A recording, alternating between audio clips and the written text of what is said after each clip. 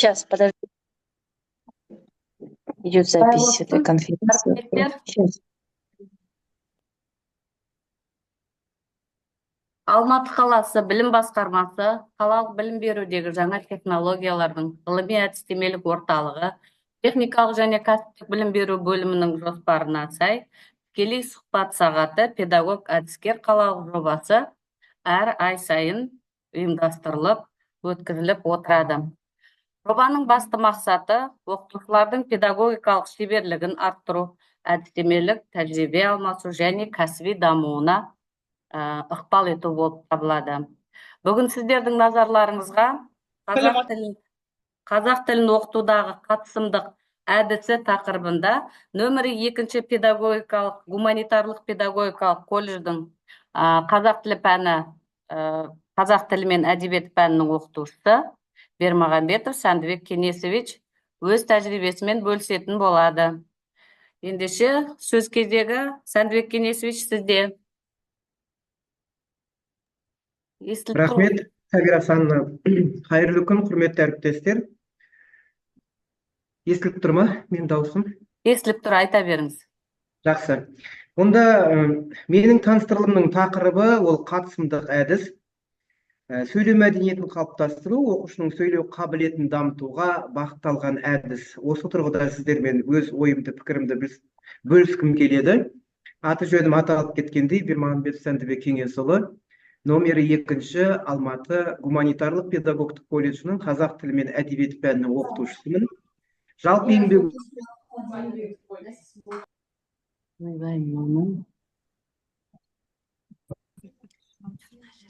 Сәндібек Кенесович. Ау. Даусыңыз естілмей қалды. Ана демонстрация экраны демонстрация көрсетпей жатсыз ғой. Слайдыңыз. Қазір отключили болғаннан кейін.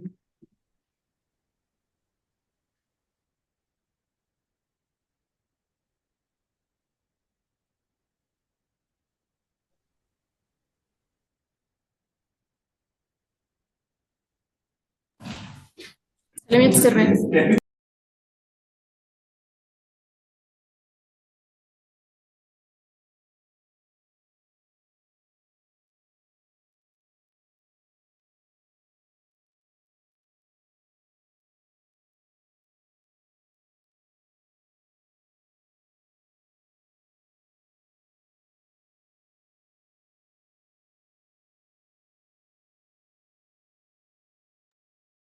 Экран ашылғанға дейін айта берейін.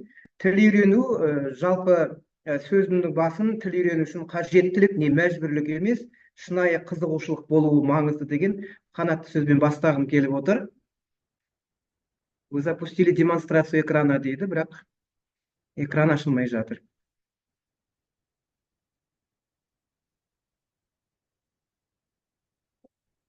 Сіздің страничкаңыз көрініп тұр, бірақ әлі қосылған жоқ. Zoom қосылып тұр ғой, сіз неңізді ашсаңызды, құжатыңызды.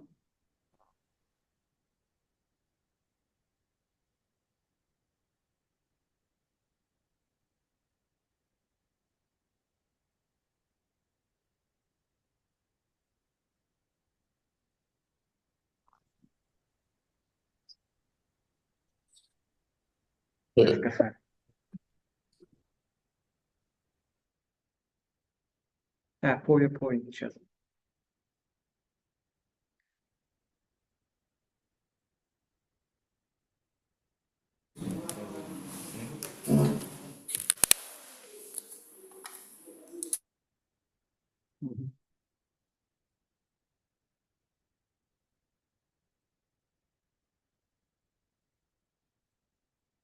Көрініп тұр ма? Иә, көрініп тұр, аха. Жақсы. Сонымен қазақ тілі мен әдебиеті пәнінің жалпы мақсатын өздеріңіз білетіндей, қазақ тілі мен әдебиеті кіріктіріп оқыту негізіндегі білім алушылардың тілдік дағдыларын жетілдіру, тіл нормаларын сақтау, еркін сөйлеу, сонымен бірге сауатты жазу дағдыларын қамтыса және мемлекеттік тілге құрметпен қарауды қалыптастыруды көздесе, міндеттерінің ішінде негізі 4 міндеті бар. Сол 4 міндеттің бірі коммуникативтік оқыту, яғни менің таңдап отырған мынау қатысымдық әдіс бойынша оқытудың міндеттерінің ішіндегі бірі осы коммуникативтік оқыту қарастырылған. Бұл негізде барлық сөйлеу әрекетінің түрлерін әлеуметтік ортада қолдану дағдыларын дамыту көзделеді. Осыған орай колледжіміздің біздің тіл мамандары аталған мақсат міндеттерді күнделікті сабақты түрлі әдіс тәсілдерді қолдана отырып, тәжірибе алмаса отырамыз және сонымен бірге солай жүзеге асырудамыз. Пән мұғалімдерінің алдына қойылған ең негізгі мәселе ол мемлекеттік тілді оқытуда білім алушылардың қызығушылықтарын арттыру және сонымен қатар тиімді әдіс тәсілдерді қолдану болса, бұл әдіс тәсілдер толық меңгеруге жол сілтеп отырған ол қазіргі қазақ тілін оқытудағы жаңа технологиялар. Педагог ғылыми тұрғыдан жүйелі, терең білім бергенмен, оны қарым-қатынас құралы ретінде қолдануға мүмкіндік жасай алмаймыз. Мәселен, білім алушы дыбыстарды, олардың айтылуы мен жазылуын, кейде біз жеке сөздерді, олардың аудармасын, сөздің түбірі мен қосымшасын немесе сөз таптары бойынша морфологиялық синтаксистік талдауларды жүзеге асырып отырғанмен де, бірақ сол тілде еркін сөйлей алмайды.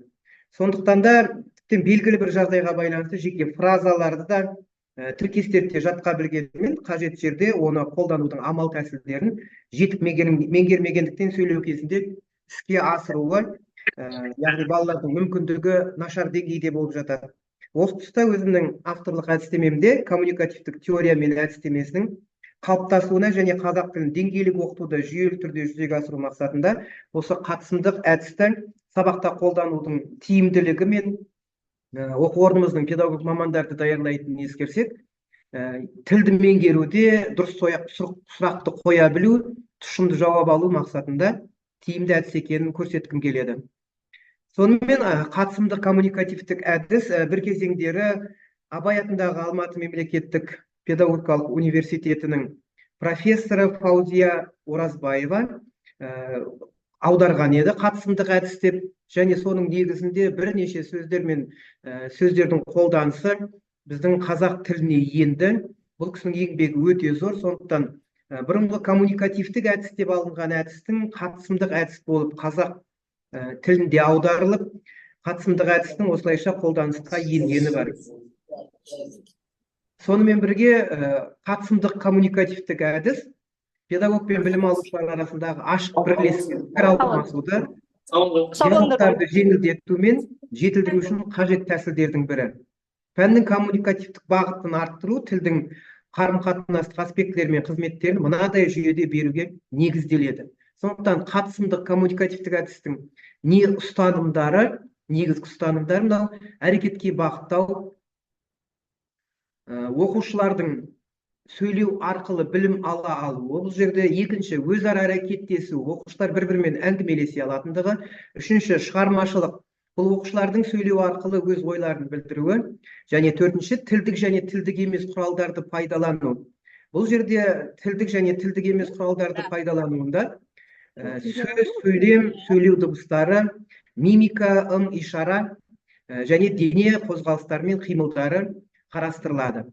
Бұл жерде тақырыпты таңдау және оны ашу бөлімін екінші слайдтан алып отырмын. Сіздерге көрсетіп, тақырыпты таңдауда оқушылардың қызығушылығын ескере отырамыз. Және сонымен қатар тақырыпты ашу үшін сұрақтар қоя білу, жаңағы айтқандай дұрыс сұрақ қоя білу. Егер дұрыс тұшымды толық жауап алу үшін бізде дұрыс сұрақ қоя білуде қарастырылады. Яғни мәтінде жұмыс жасаған кезде ең дұрысы бұл ойластырылған жауаптарды қажет ететін ашық сұрақтар. Сонымен бірге пікірталас және ойын түрлері. Тақырып бойынша сөйлеу, бұл жерде оқушылар өз ойларын еркін білдіреді. Келесі, сөйлеу әрекетінің түрлері. Жаңа айтып өткендей, бұл жерде сөйлеу әрекетіндегі баяндама, бұл белгілі бір тақырып бойынша баяндау, оқушылардың пікірталас түрлері, бұл жерде пікірлерін дәлелдей білуі, және үшінші әңгімелесу, түрлі тақырыптарда әңгімелей алу. Яғни негізінен мәтінмен жұмыс жасау болғаннан кейін түрлі тақырыптарда сөйлесу, тілдесім осы жерде қарастырылады. Жағдаяттық сөйлеу. Жағдаяттық сөйлеу бірінші ол жағдаяттық сөйлеудің негізгі нақты жағдайдағы сөйлеу, екінші әңгімелесу, күнделікті өмірдегі сөйлеуі, және үшінші оқушылардың сөйлеу дағдыларын дамытуға көмектеседі. Бұл жерде тілдік және тілдік емес құралдарды тиімді қолдану қарастырылады. Диалог және монолог. Диалог әрине өздеріңіз білетіндей екі немесе бірнеше кісілердің бір-бірімен сұхбаты болатын болса, бұл жерде өзара әрекеттесу, яғни жұптық жұмыс, топтық жұмыс түрлерін біз бұл жерде еркін қарастыра аламыз. Бір адамның сөйлесу ол бір жақты сөйлеу, немесе біз арнайы тапсырмалар берген кезде көбіне диктордың сөзінде қолданысқа аламыз. Оқушылардың сөйлеу белсенділігі, бұл жерде сұрақ қою, сұрақ қоя білуде, тақырыпты түсінуді тексеру, қаншалықты деңгейде түсінгендігін жаңағы ашық сұрақтар арқылы. Бұл сұрақтардың өзін диалог жүргізуде арнайы схема бар, тірек схема, яғни сұрақ қойылады, оған жауап күтіледі. Егер де жауапты толықтыру қажеттілігі болатын болса, қосымша сұрақтар қойылып, тағы да жауап алады. Өтініш, ақыл кеңес және өтініш қайтадан қайталау. Ең соңы оқушыларға, білім алушыларға әрине қанаттандырып отыру үшін алғыс айтылып отыру керек. Баяндама жасау, бұл жерде тақырыпты баяндау және пікір білдіру, басқалардың ой пікірлерін білу. Сөйлеу дағдыларын дамыту жолдары. Оқушылардың колледжде, енді бізде білім алушылар болғаннан кейін сөйлеу дағдыларын дамыту жолдарына біз көбіне рөлдік ойындарды алдық. Нақты жағдайларда сөйлеу, яғни рөлге кіре отырып, мәтінмен жұмыс жасаған кезде рөлдік ойындарды қарастырамыз. Немесе дебаттар.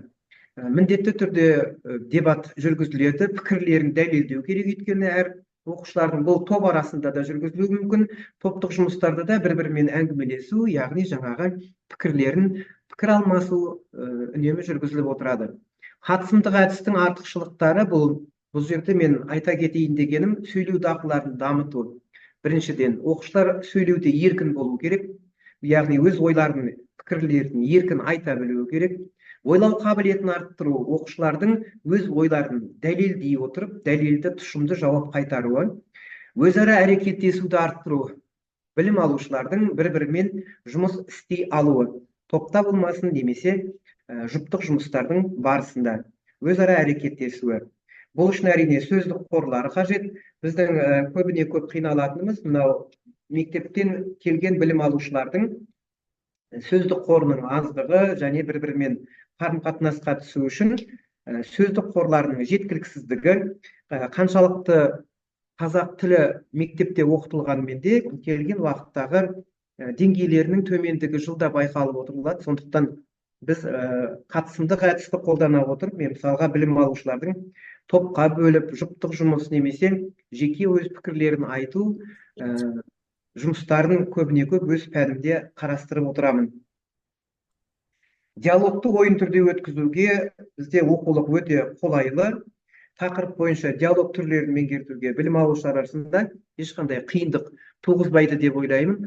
Оқулықтың өзінде де біздің осы қатысымдық әдіске арналған тапсырмалардың түрлері өте көп. Яғни коммуникативтік әдістің элементтер біздің пәніміз бойынша берілген тапсырмаларда өте көптеп кездеседі.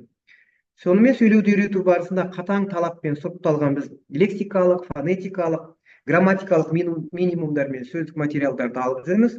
Олардың барлығы сөйлеуді меңгеруге тікелей қатысы бар жағдаяттар болып табылады. Кез келген оқыту процесінің нәтижесінде сол қазақ тілінің іс жүзінде қолданылу аясы ең алдымен сол пәнді оқыту жүйесіне қатысты жасалған бағдарламаға тікелей байланысты болғандықтан, бағдарлама ол бүкіл оқыту процесіне ғана емес, әрбір білім алу үшін де қажетті құрал. Сонымен бірге әр сабақтың тапсырманың және жаттығудың басты мақсатқа жету талабы айқын болса, оқушының да оны түсінуі тез болады деп ойлаймын. Сіздерге айтайын деген ақпаратым осы. Жалпы қатысымдық әдістің біздің қазақ тілі пәнінің оқытушыларының арасында қолданысқа ие екендігін айтқым келеді. Және жаңа қазақ тіліне аударған авторын бұрынғы коммуникативтік әдіс деп отырса да, Фаузия Оразбаева кезінде мен сол Алматы мемлекеттік университетінде оқыған кезде оқытушым болған, сондықтан бұл кісінің жұмыстары маған етене таныс және қолданысқа енгізгеннен кейін де осы әдістің ұтымды тұстарын мен өзім көптеп біле бастадым. Сондықтан өзіме былтырғы конкурсқа қатысу барысында үздік авторлық бағдарлама конкурсында осы әдісті таңдап алдым. Алдыңғы жылы осы аудиторияда қазір отырған кісілердің ішінде алдыңғы жылы қатысқан, одан кейін былтыр мен қатысқан және биылғы қатысқан кісілердің де отырғанын білемін. Сондықтан да сіздермен осы өзім қатысқан кезде конкурстағы алдым әдісім бойынша сіздермен ой пікір бөлісіп отырмын. Тыңдағандарыңызға рахмет. Сұрақтарыңыз болса. Иә, дұрыс айтасыз, Сәндібек Кеңесович. Қалалық және республикалық деңгейде өткізіп жүреміз. Осымен соңғы 3 жылдың көлемінде қазақ тілін оқытудың үздік авторлық әдістемесі байқауы жүреді. Иә, өзіңіз де айтып отырсыз ғой, әріптестеріміз отыр деп. Осындай жақсы авторлық жұмыстарыңыз болса, әдістемелеріңіз болса, міне осы Сәндібек Кеңесовичтің да осы айтып жатқан әдістемесі де сіздерге бір көмегін тигізеді деп ойлаймыз. Және сондай әдістемелеріңіз болса, бізге айтсаңыздар болады шығып.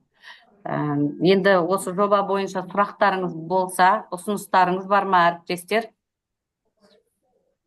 Сәндібек Кеңесовичке сұрақтарыңыз, ұсыныстарыңыз бар ма? Және айта кетейін дегенім, бүгінгі осы семинардың жазбасы YouTube каналымызға жүктелетін болады және қайта көремдеушілерге сондай мүмкіндік бар екенін айтқым келеді. Және тікелей сұхбат сағаты педагог әдіскер қалалық жобасы әр ай сайын өткізіліп отырады және әрі қарай жалғасатын болады. Әріптестер, Сәндібек Кеңесовичке ұсыныстарыңыз, сұрақтарыңыз болса, қойсаңыздар болады.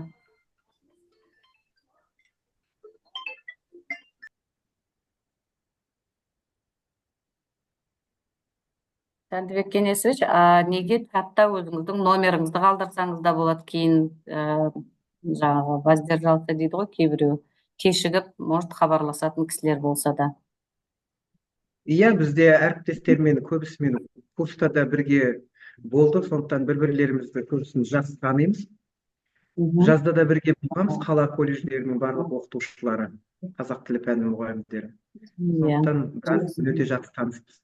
Иә, қазақ тілі мен әдебиеті пәнінің оқытушыларына арналған бүгінгі осы семинарымыз барлығы сол пән бойынша қатысып отыр деп ойлаймыз. Ендеше әріптестер, сұрақтарыңыз болмаса, онда осымен семинарымызды аяқтаймыз. Сәндібек Кеңесович, рахмет, үлкен ақпарат бергеніңізге рахмет. Оқасы жоқ сіздерге рахмет. Сәндібек Кеңесович, рахмет сізге де. Сізге ары қарай жұмысыңызда творчестволық табыс тілейміз. Жақсы, сау болыңыздар онда. Сау болыңыздар. Рахмет. Сау болыңыздар.